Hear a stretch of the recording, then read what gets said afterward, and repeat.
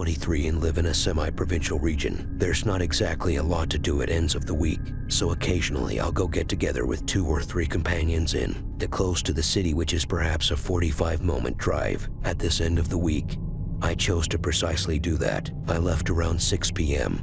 and remained around until around midnight. Everything was typical until around 5 minutes into my drive back home. Presently, something that should be referenced. I'm not an evening person using all means, so obviously midnight felt pretty late to me. I'll concede I was worn out, believe it or not. The main thing at the forefront of my thoughts was getting home so I could hit the hay. At any rate, I'm driving on the expressway doing my best to keep me conscious at the point when I see some men in the street running towards my vehicle waving their arms around. Mind you, I'm circumventing 70 miles an hour as of now. However, in some way or another, I had the option to see the person in time to bang on the brakes and come to a stop on the shoulder of the street, previously hitting him. I laid on the horn in dissatisfaction, uninformed as of now how odd it was for a man to be out in the parkway around midnight. It was only after the person gazed straight at the driver's side window and began strolling toward my vehicle I unexpectedly acknowledged how strange and potentially perilous the entire circumstance was. The person was somewhere near 30 years old and lavishly perspiring. He looked unimaginably terrified, and when I lowered my window he made sense of for me that he wanted a ride home. All the while endeavoring to open the locked traveler side entryway, I asked him where he was going or where he was in any event coming from. Also, to this, he cleared up for me that if I give him access to the vehicle, he would tell me all that about the entire experience was off. Thus, for my security, I eventually concluded I won't give this person a ride. I let him know this, however, didn't need to simply abandon the person. So I inquired as to whether there was anybody he realized that I would be able to call to come to get him. Because of this, the person began crying and full-on beating on my vehicle in disappointment. What's more, at that I dashed away, searching in my back view reflect. I took note, the person endeavoring to pursue my vehicle, be that as it may, rapidly blurring into the distance. After perhaps 5 minutes, I called 911 to report the person. I informed the administrator that someone had been running in the thruway. I likewise gave his portrayal and made sense of how he had beseeched me for a ride, and when I drove away began pursuing me. The following morning, I called the police office for development to my call. Furthermore, it turns out the official who answered it tracked down the person. He was seen as again running in the widely appealing. What upsets me more than anything is the way that the person was recognized to be mindful for an outfitted theft of a close-by gas station, only 30 minutes before my experience with him. I'm quite sure that at that point, the person was affected by something. I mean, I've never seen someone behave like that. Recollecting the experience makes me can't help thinking about what this person truly had arranged on the off chance that I had given him access to my vehicle, particularly taking into account he was outfitted. Hi guys, please subscribe to the channel to hit 90 subscribers after this video, because in the next coming stories this what's gonna happen. Keep watching. That were set far from the road. It was finished obscurity. There were lines of left vehicles on both sides of the blocked region. Furthermore, that is the point at which I saw one had pulled out of a parking spot behind me and was presently following me.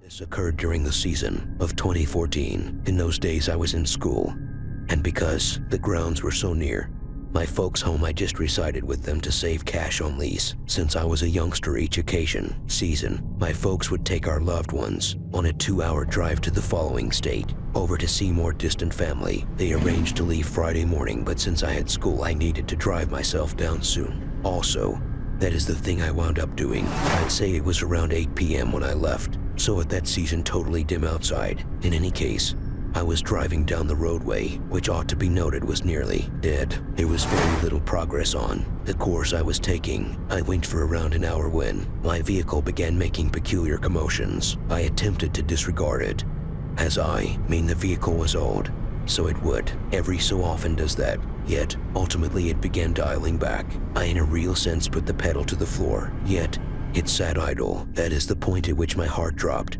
Acknowledging I was running on empty, I intended to top off returning from school, yet totally neglected. What's more, similar to many different things on the vehicle, the gas light was broken, so I had no update. Something like a 20-minute leave was a modest community.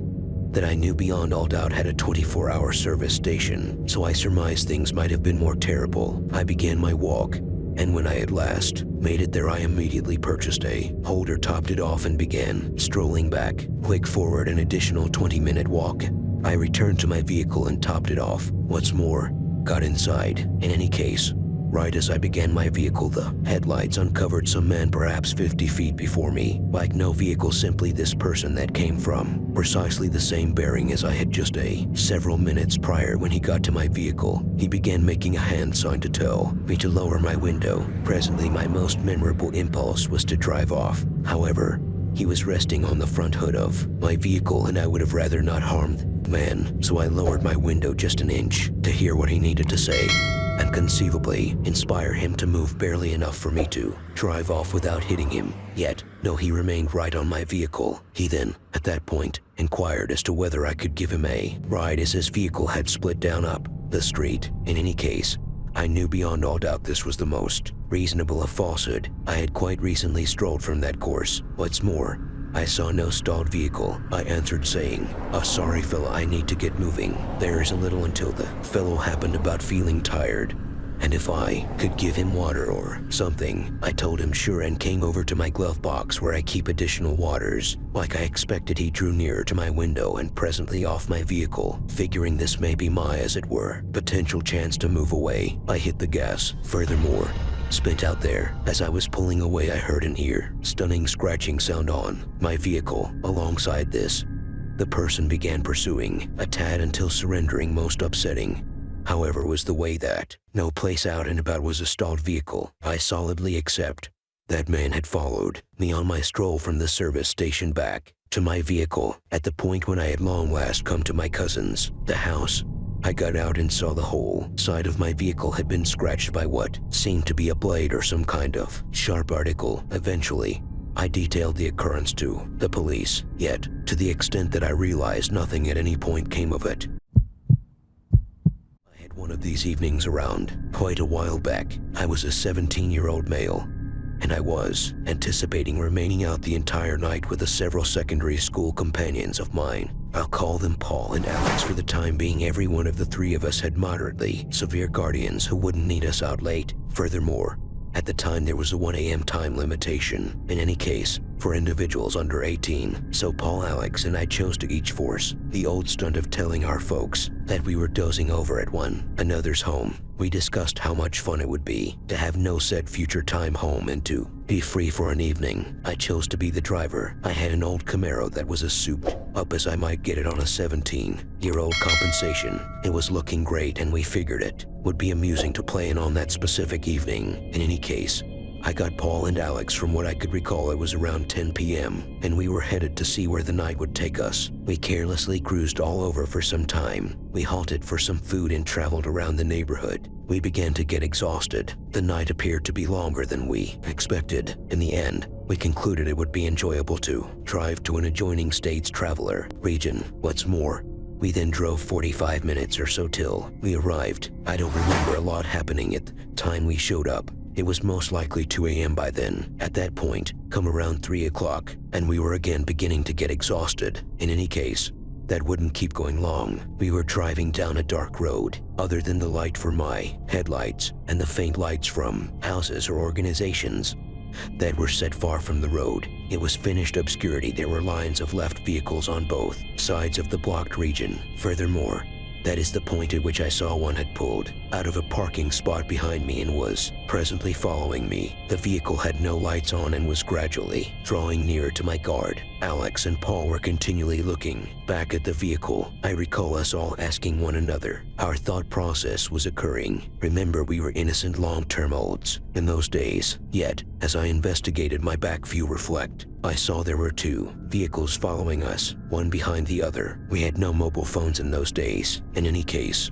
fortunately, I had an enthusiastic motor, and I wouldn't hesitate to utilize it. We as a whole concurred. Ideally, let's attempt to come to the thruway to check whether we could lose them. In what would seem like no time, the vehicle right behind, we began putting his lights on, then off, and afterward on once more. He attempted to knock us on a couple of events. which constrained us to begin blowing through stop signs and lights. We were currently on an enormous primary interstate, both vehicles following us. One of them was next to the other with us for a second. Furthermore, I investigated and the driver locked eyes briefly. The person just grinned at me. His face upset me. In the interim, the other vehicle was right behind us and pushing us to velocities. They were both attempting to hit my vehicle, one from the back and the other from the side. I then punched the gas somewhere near 100 miles an hour in a speed limit zone. Near around 50% of that, we had the option to get a couple of vehicle lengths in front of them when we passed by two squad cars next to each other. One of them quickly pulled out with his lights on. This was the main time in my life I've at any point been feeling quite a bit better to get pulled over. As I was halting,